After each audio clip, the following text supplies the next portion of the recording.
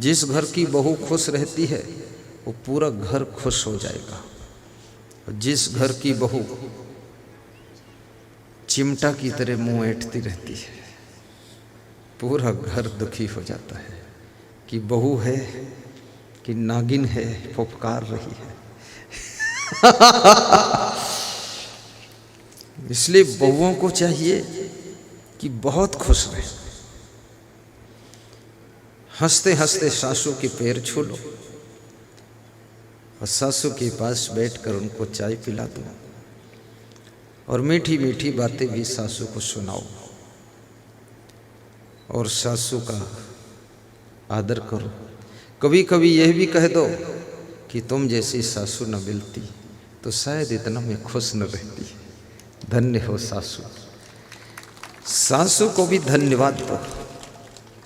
और यदि सासू तुमको कभी डांट दे तो कह देना, मायका छोड़कर मैं ससुराल आई। मायके में माँ डांटती थी कभी कभी और ससुराल में सासू डांटती कभी कभी। मेरी माँ और मेरी सासू में कोई फर्क नहीं है, खाली शकल बदली है, अकल दोनों की एक जैसी ही है।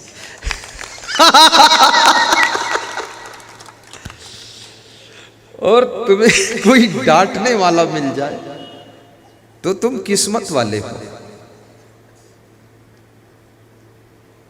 मेरा सत्संग गुना में था, मध्य प्रदेश गुना। राष्ट्रपति महामहिम श्री रामनाथ कोविंद के अग्रज भ्राता श्री राम स्वरूप कोविंद जी आयोजन करा रहे थे। तो जब मैं पहुंचा गुना में तो एक पत्रकार मुझे माला पहनाया और गाड़ी के पास थोड़ा सा रोने लगा। तो हमने कहा, पहचान तो थी नहीं क्योंकि पहली बार गुना गया मैं। पहचान हो न हो, कुछ आत्माओं का पूर्व जन्म का ही परिचय होता है। देखते ही प्रेम हो जाता है, सुनते ही प्रेम हो जाता है, पहचान की जरूरत नहीं। तो मैंने कहा, आपका क्या नाम है? बोला, राजेश नाम है। क्या करते? बोले, पत्रकार हूँ। तुमने कहा, रोने क्यों लगे राजेश? बोले, गुरुदेव पिताजी मर गए। तुमने कहा, पिता तो सबके मरते हैं। बोले, सबके मरते हैं तो हमसे क्या मतलब? हमारे पिता मर गए, उनसे हमसे मतलब था। तो हमने कहा, तो मर गए तो क्यों इतना दुखी क्यों? बोले, अब कोई मुझे रोकने टोकने वाला नहीं बचा, डांटने फटकारने वाला नहीं बचा। पिताजी थे, रोकते थे, टोकते थे, डांटते थे, फटकारते थे, प्रेम भी करते थे। कौन है अब? ऐसे रोने लगा। मैंने कहा, राजेश कोई नहीं है, हम हैं ना। हम तो सत्संग में बहुत डांट लगा देते हैं, रोकते हैं, टोकते हैं, संभालते हैं। बोले, आपका ही सत्संग सुनता हूँ और इस गुना में सबसे बड़ा पत्रकार हूँ, इसलिए आपके स्वागत में खड़ा हूँ कि अब आप ही का भरोसा है कि आपके सत्संग के द्वारा ही मेरा मन बुराइयों की राह पर जाने से रुक सकेगा, अन्यथा मेरा पतन हो जाएगा। जो तुमको गलतियों से रोकता हो वो पिता के समान है, मां के समान है। जो तुमको बार बार समझाता हो गुरु के समान है, क्योंकि किसी को बार बार समझाना बहुत मेहनत का काम है। और जो बार बार समझने के लिए भी तैयार हो, याद रखना श्रद्धावान हृदय है वो, जो बार बार सुनने के लिए तैयार है। सुनना नहीं चाहते लोग। तुलसीदास ने रामायण में एक चौपाई कही है, बहुत प्यारी चौपाई है। बोलूं? अपने गुरु के लिए उन्होंने कहा है कि मेरे गुरु मेरे साथ क्या करते थे। तुलसीदास के गुरु का नाम क्या था? संत लोग बताएं। चलो हैं? हरिहरदास, हरिदास, नरहरदास। तुलसीदास के गुरु का नाम नरहरिदास था।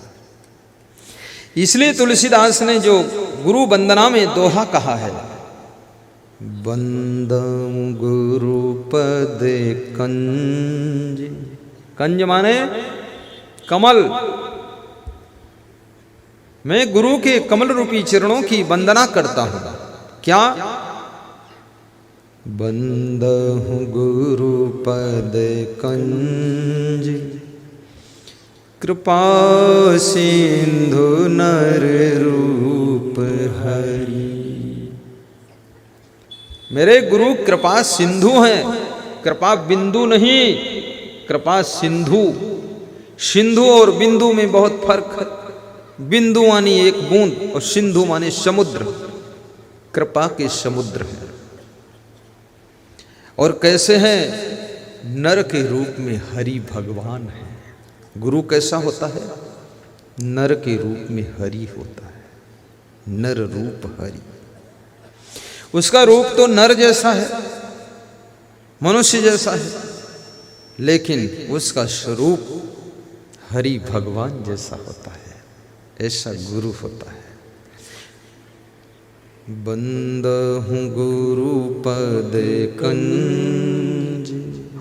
दोहरा सकते हो, अगर बुद्धि काम करे तो दोहराओ, बुद्धि ना काम करे, याद न रहे, तुरंत भूल जाने की बुद्धि हो तो मुस्कुराते रहो तो भी मैं समझूंगा याद है, गाता नहीं पर याद है। अपनी मूर्खता को छिपाने के लिए ज्ञानियों के बीच में बैठकर मुंडी हिलाते रहो, मुस्कुराते रहो। ज्ञानी भी सोचता ये कम ज्ञानी नहीं है। ऐसा भी कर सकते हो। हाँ बोलो। बंदहु गुरु पद कंज, कृपा सिंधु नर रूप हरि। हे कृपा सिंधु गुरुदेव, आप मनुष्य के रूप में हरि के समान हैं। महामोह तम पुंज, जासु बचन रवि कर निकर।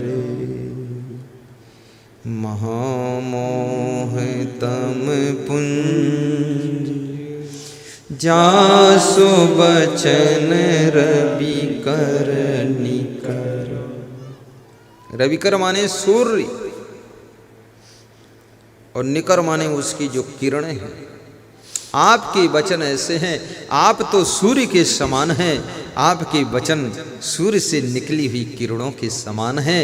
वे किरणें जहां तक जाती हैं वहां का अंधकार मिटा देती हैं। आपके वचनों की किरणें जहां तक जिसके दिल तक पहुंचती हैं उसका अज्ञान रूपी अंधकार दूर कर देती है। इसलिए आप सूर्य के समान हैं।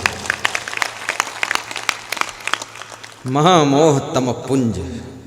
पुंज माने ढेर, पुंज माने समूह, पुंज माने ढगलो। गुजराती भाषा में ढगलो कहते हैं। महाराष्ट्री में क्या कहते मैं नहीं जानता।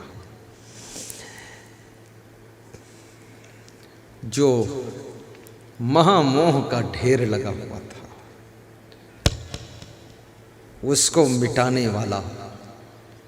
तम, तम माने अंधकार। महामोह के अंधकार के ढेर को मिटाने के लिए हे गुरुदेव, आपकी वाणी सूर्य की किरणों के समान है। आपका ज्ञान, वचन माने ज्ञान, आपका ज्ञान सूर्य के समान। जैसे सूर्य अंधकार दूर कर देता है ऐसे आपका ज्ञान भी मोह के अंधकार को दूर करता है। और तुम बार बार समझाते हो मुझे। तदपि कहे वो गुरु बारही बारा, समझे परी कछु मति अनुसारा, तदपि कहे गुर बारहि बारा। बार बार गुरु ने सुनाया, लेकिन छोटी बुद्धि के अनुसार थोड़ा समझ में आया। तुलसीदास कितने विनम्र हैं। तुलसीदास के गुरु ने कोई महाकाव्य महाग्रंथ ऐसा नहीं लिखा, तुलसीदास ने लिखा है। लेकिन तुलसीदास की विनम्रता देखिए, कहते हैं समुझ परी कछु मति अनुसारा। मेरी मति मेरी बुद्धि के अनुसार कुछ समझ में आया। गुरु ने तो बार बार समझाया, लेकिन मेरी बुद्धि छोटी थी तो कुछ समझ में आया, और जो कुछ समझ में आया उसको मैंने भाषाबद्ध करब माई सोई, उसको मैंने भाषाबद्ध कर दिया और ये रामायण लिख दिया। ये थोड़ा समझ में आया तो इतनी बड़ी रामायण लिखा हूँ। तो मैं सोचता अगर पूरा समझ में आ जाता तो कितनी बड़ी रामायण लिखते तुलसीदास। सब गुरु की महिमा बता रहे हैं। तुलसीदास भी गुरु है, तुलसीदास भी महान है, तुलसीदास बहुत बुद्धिमान है, लेकिन स्वयं के लिए कह रहे मेरी छोटी बुद्धि से थोड़ा समझ में आया है। मेरे गुरु ने तो बार बार समझाया है। जो बार बार समझाए वो गुरु के तुल्य होता है। तुम्हारे माँ बाप, तुम्हारे सास ससुर, तुम्हारे हित चिंतक तुमको बार बार समझाते हैं, और उनके समझाने से तुम रुष्ट मत हुआ करो। और माँ बाप, सास ससुर और गुरु को भी सोचना चाहिए कि अगर चेला, अगर तुम्हारे बहू बेटे अधिक समझदार हो चुके हैं तो अब इंजेक्शन लगाना बंद कर दीजिए, आप भी रेस्ट करिए, क्योंकि अब तुमसे भी ज़्यादा खिलाड़ी हो चुका है तुम्हारा बेटा। फिर भी माँ बाप की करुणा, सास ससुर की कृपा और गुरुदेव का आशीर्वाद ऐसा होता है, तुम कितने योग्य समझदार हो जाओ फिर भी उनको तुम्हारी चिंता रहती है कि कहीं चूक न जाए, इसलिए वह कृपा करके तुमको फिर समझाते हैं। तो आप नम्रता से समझ लेना, सुन लेना और मुस्कुरा देना कि मेरे ऊपर कितनी कृपा बरस रही है।